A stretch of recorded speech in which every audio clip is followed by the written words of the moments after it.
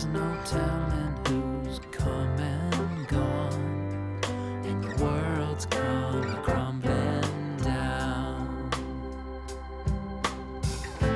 Could this be a part of the plan?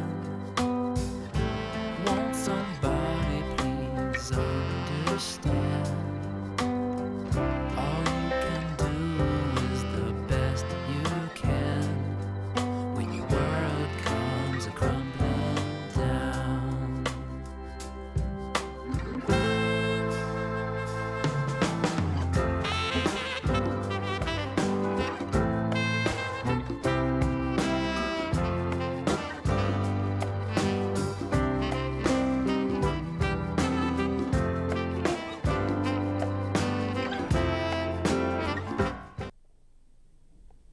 Welcome back to our special edition of Down Addiction Avenue featuring our One Voice campaign. This is episode 2, and I have back with me my guest, Alyson Sullivan, our state representative. Welcome back. Thank you. And Kelly Dwyer, the executive director for the Governor's Council Against Domestic Violence and Sexual Assault. Where we left off last episode, State Representative Sullivan, thank you for sharing your personal story. You know, just the bravery, the courage of getting out there and sharing with the public, you know, the trauma that you went through as a victim of domestic abuse. It's just, you know, we talked about last week, it breaks my heart, it breaks all of our hearts. And, you know, with this show, or this episode, we're looking to really help people out there who are suffering and struggling where to turn for resources. One of the things that we constantly heard and we've talked about even, you know, as we're preparing for the show is that the controlling behavior lends to a stigma that, you know, prevents people from reaching out for, you know, for services. You know, did you report every incident that happened with the local police? No, and I actually didn't tell a lot of people.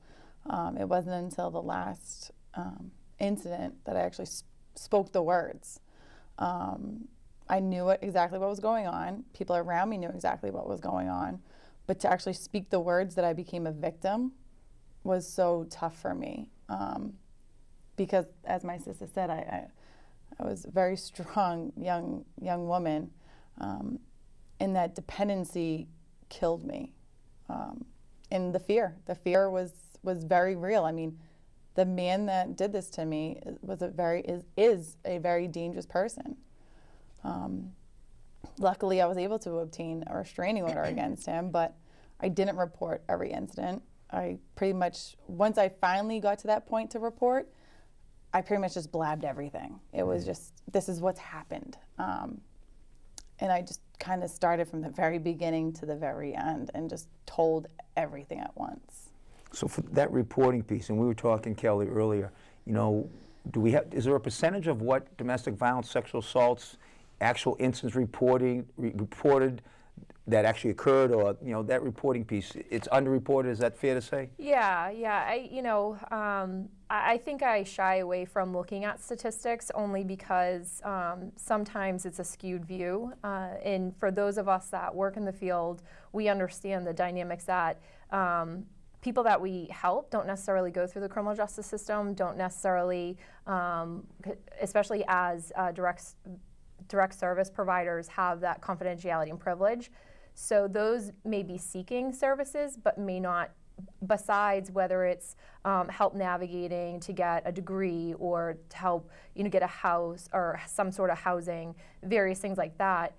Outside of that, there's no kind of mechanism to identify the true numbers of how many people are going through both sexual assault and domestic violence. And to both of you, what are some of those factors that, what prevented you, you know, from, you know, sharing the information? What are some of the different things that prevent people from sharing that information? Is Fear. it fear, number one? I mean, fear. Yeah. I mean, and it's not just fear from the man that was abusing me. It's fear from the stigma that it brings along with it. I mean, we're talking about, my incident was, you know, 10 years ago. Well, a little over 10 years ago. It's been 10 years since. But with me, police were called on numerous occasions because it was in public at certain points. I mean, we were in the parking lot at a fast food restaurant in Brockton, and police were called. And nothing happened. He wasn't arrested. And there was witnesses that were saying, but because I was saying, no, it's not happening to me. No, he didn't hit me. No, I walked into a door. Or, no, I hit myself, or whatever excuse I gave, they didn't arrest. I mean, maybe from your perspective as law enforcement, I mean, it's just, there was that negative stigma that, well, we'll arrest him. She won't testify. She'll go back to him. What's the point of wasting resources? And I'm not saying it's the case for all police officers or all police departments, or even the case now, but I think there was always this stigma that, well, she's clearly staying with him. She's not leaving.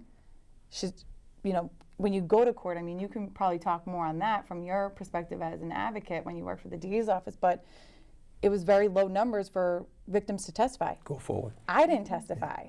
It was because of my best friend. She testified from my words because of the exception to the hearsay rule under excited utterance. To that, because from the law enforcement perspective, I definitely want to kind of chime in on that, but I definitely want to hear from you first on, you know, what do you think? So I think, you know, just to kind of expand upon that, you have individuals that have been with their abuser or their significant other for a number of years. They have children together. The abuser may be the primary income, you know, They and rely have that upon 'em. finance. Yeah, and I think that, you know, and I know in personal conversations, Alyson has indicated this, that the mental, emotional, verbal is so much more traumatic, because even though, you know, the physical was traumatic, those wounds, you know, as she talks about, heal quicker. And heal a lot faster. So I think that, you know, for those that are in the situation, they may not have, and what I've seen in the direct service work that I've done is that it's not a lot of the times that you see people that are in their, you know, personal lives that are still around, because that abuser is so good about really pushing those relationships away. And like Alyson talked about, you know, they leave them, they go back. They leave them, they go back, because they truly do feel like this is love and they're in love with them. And those support mechanisms may get tired. And it's definitely hard. I you know, share that perspective as a sibling, and not understanding the true dynamics, and being more trauma informed about helping somebody. But I do know, coming from a sister and being young and not knowing, that I was really angry with her. And there were times that we didn't speak. But, you know, I think that if we could work together and just in the communities and support people that are going through this, I think that is really important. Yeah. Well, Kelly kind of nailed it on the head there with the frustration piece from the people around you. I mean, I wore my resources out very quickly because I became so, I guess, brainwashed by my abuser, that the fear of being away from him was even worse than the fear of getting away from him. It was really a weird, and I think I still haven't fully understood my thought process in that sense, but I just know that, I mean, I reached out to a lot of people that stopped answering, and thankfully, like I keep going back to my best friend Amy, who continued to answer and never give up on me, and realized that there were some times that she'd say no, but when she knew I really needed her, she was there, she showed up. And I think that's huge. And I'm not saying, you know, my family was great. I mean, my mom and my dad sat in that courtroom, and even with that same fear of, oh my God, what's gonna happen to me when he gets out of jail, now that he knows that I told people, and that fear was even more greater, because let's take it back. He told me, if he can't have me, nobody else can.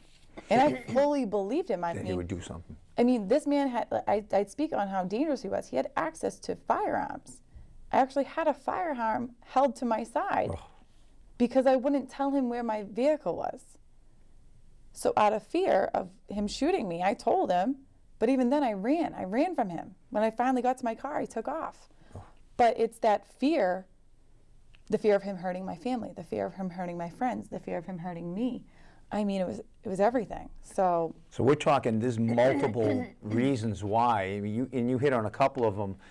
financially dependent. There are victims of domestic violence, sexual assault. They depend on, in their head, they can't understand that there was other options out there. But those are the factors. The children, the fact that, just that fear of, hey, do I have to go to court and testify? I mean, from the law enforcement perspective, I think, in the governor's office has been very, showed leadership in how we've changed things. 10, 12 years ago, on how we're responding now.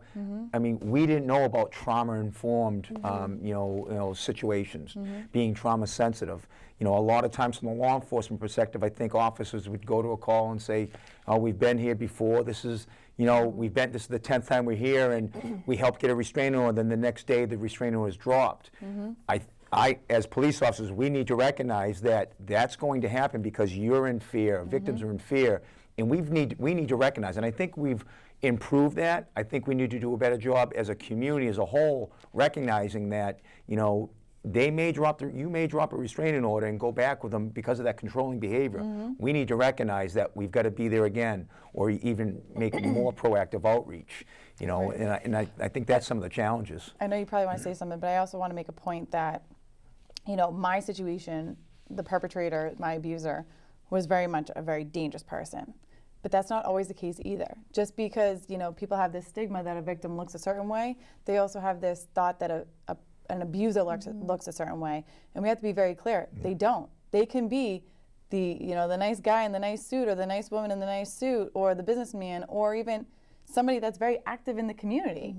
And that's something we need to really recognize, that just because, my story is the way it is, doesn't mean that the next person that's going through it, I mean, their husband or wife, whoever is the abuser, because there are women abusers out there, that they might be someone's best friend, and people will think, oh, no, that would never them. Yeah, they would never do it.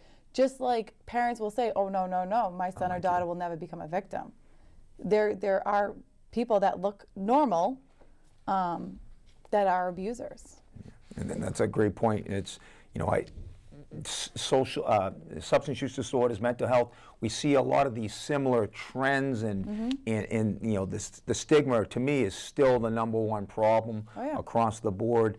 And again, this type of information sharing, but you hit on it earlier, the community as a whole needs to recognize that. What are some of the community initiatives that are ongoing right now that are helping inform the public of these issues? Yeah, so with the Governor's Council to address sexual assault and domestic violence, we actually have 5, technically 6, one is temporary, but 5 subcommittees. We have the military civilians and their families, assessment and response, prevention education, child trafficking, in-housing stability, and self-sufficiency. And so with those particular subcommittees, they kind of look at those areas. So I won't go into too many of the details, but assessment and response really kind of focusing on the law enforcement perspective, and they created this domestic violence toolkit to really serve as, I guess from what I originally understand is that and correct me if I'm wrong, but for law enforcement, domestic violence is actually, calls are one of the most dangerous, because you don't know what you're walking into. And so with this particular toolkit, if you will, it really builds upon that knowledge for you and your officers to know, like, are there weapons in the house, that the checklist. history. So we're going to come back to this in our last segment. We're going to start off with the checklist in the initiatives of the Governor's Council, and then we're going to talk about some of the resources that are out there to let our community be aware of. So we've got one more segment, and we'll be right back. Hey, I'm Anderson Cooper. As a parent, you want to make sure that your child knows how to deal with bullying when they see it happening. And chances are they want to help, but they don't really know how. Well, teach them that the best thing to do is calmly walk away, find a teacher or other adult, and speak up. And do your part. Be that adult they can talk to and trust will listen. Join me to help stop bullying. Go to stopbullying.gov to find out more.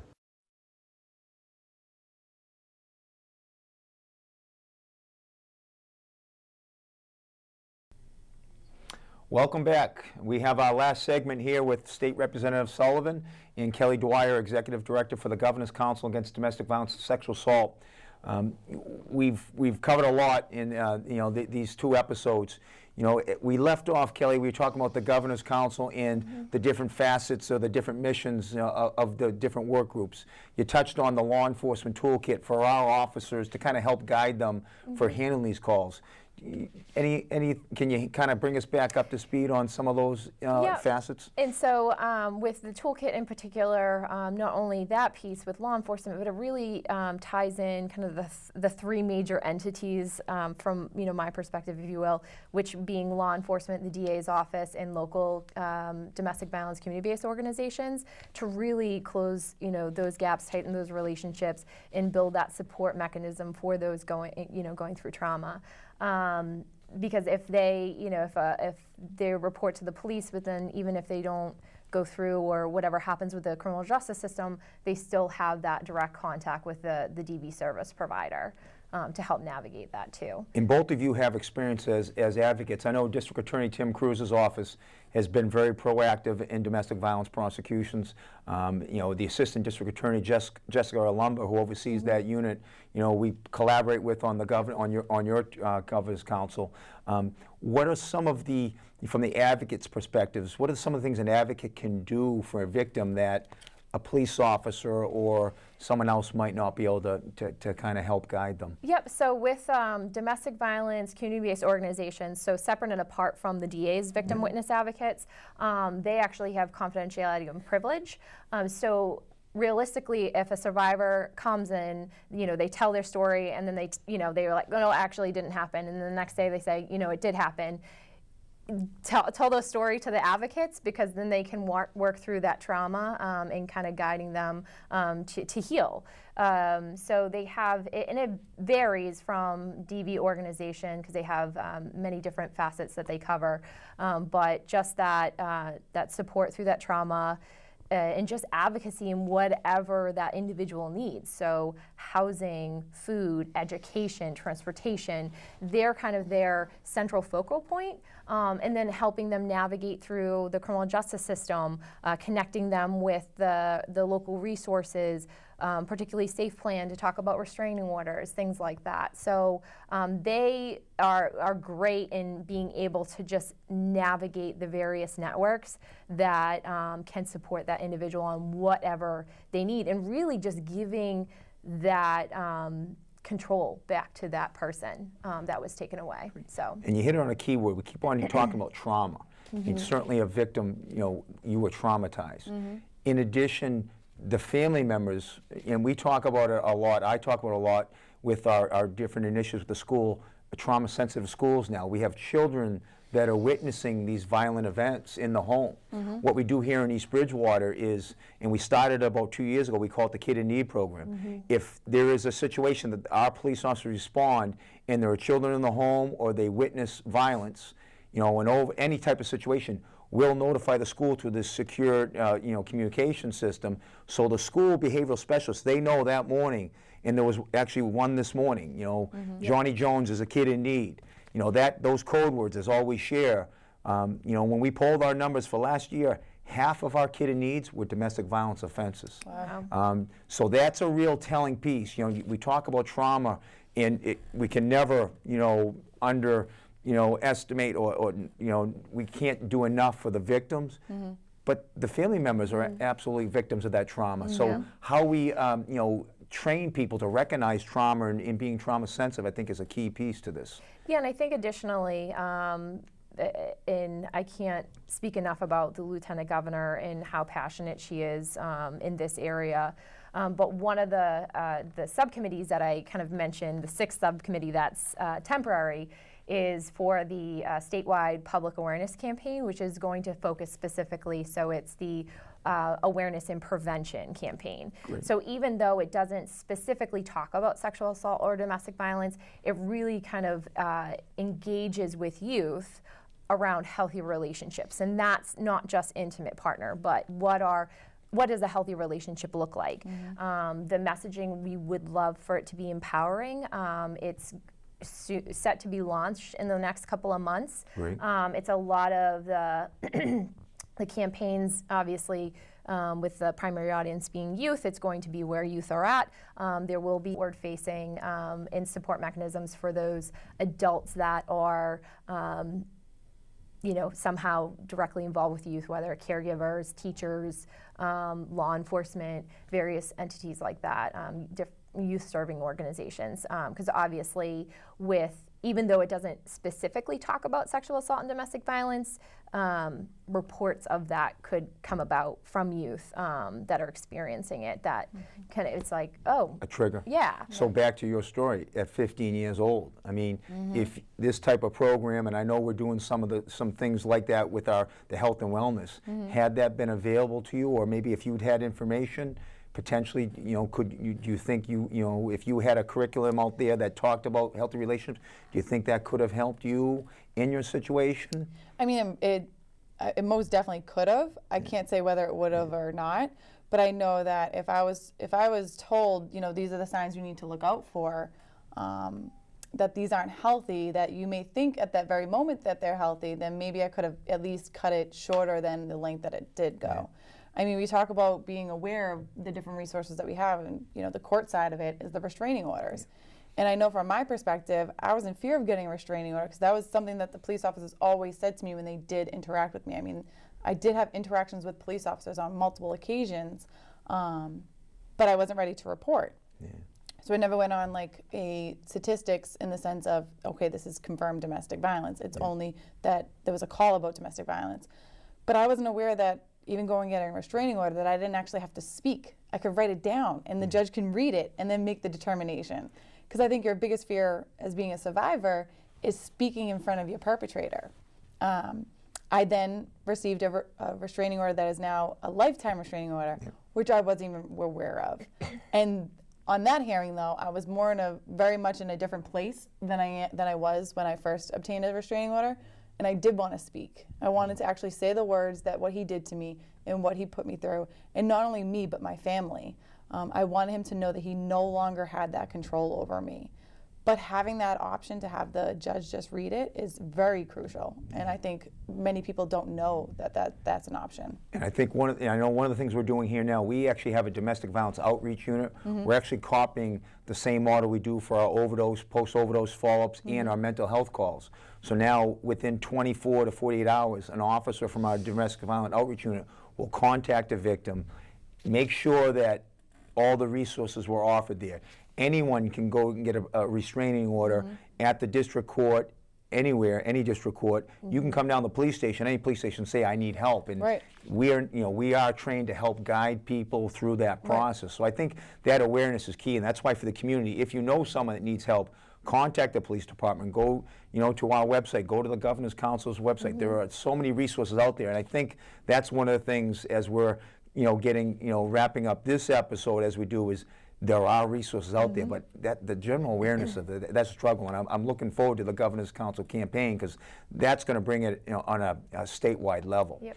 Well, honestly, Chief, I think what you're doing with the follow-up, I think is going to be huge because you're going to establish that personal relationship and not just necessarily have that working where, okay, a police officer shows up.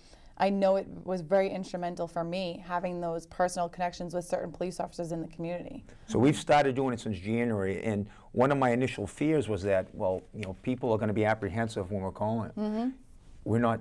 They're thanking us, saying, thank you to our, we've got two female officers, Officer Connor and Officer Cacciatore, and then overseen by Sergeant McLaughlin and Officer Eldridge. And people are thanking them, saying, hey, thank you for calling. Well, I thank them too, because I know that that's not an easy job but either. I know unfortunately we learn from prior mistakes or what we could have done better. And I think by you sharing this story and us having this conversation, it's even got my head spinning now on what other gaps are we missing? What do we need to tighten up collectively, policy-wide, statewide, locally? Well, any way that I can be helpful.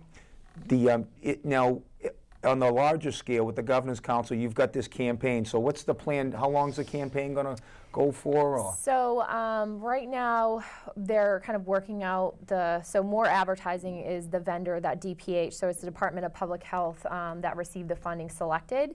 So I don't quite have that answer, but it is set to launch in the next few months. And I'm anxious and excited and a whole host of emotions behind it, but what's great is that we're really kind of adjusting our lens to primary prevention. And I don't think that's really ever been done anywhere. It's amazing that this administration is so supportive in kind of going and focusing on youth and thinking about ways that we could prevent these things from happening from both the victim and the perpetration side. And then if we can't, then continue on with our support mechanisms and ensuring that a lot of those gaps are closed so that people can then become survivors and thrivers in our society. So, And you kind of talked about at the statewide. What are other states? I mean, in your position now, are you seeing other models out there, or it sounds like we're kind of Massachusetts leading the charge? Yeah, so I haven't dug into too many of the states, but prevention specifically, and I've had this conversation many times, but I think for us, especially being in this field, we're really good at that immediate response, and that immediate response feels great because we're helping people, right, that need it the most, and we feel like we're making this difference. And a lot of us that are in this work, we want to make a difference. We want to help people. With primary prevention, it's really difficult because you don't see that immediate result. So you don't know what's going to happen a year from now, 2 years from now, 5 years from now, but you're going to see kind of that slight change. I mean, even in the last 10 years, if you think about it, 10 years ago, it was a stigma to even talk about it, to identify as a victim of domestic or sexual violence. And even sexual exploitation and trafficking, that was a stigma. But now it's empowering those. It's share your stories, because your story could impact somebody that's going through it, like what we talked today, and that's important. And so even having that shift culturally is amazing. And I feel like with this campaign, we're hoping to continue that shift and hopefully engage with youth before it even happens and say, hey, you deserve respect, and everybody deserves a baseline level of respect. So, before we wrap up, Representative Sullivan, any legislation pending, or goals that you have as you move into your term here related to domestic violence, sexual assault? So there's a few bills that are kind of circulating around.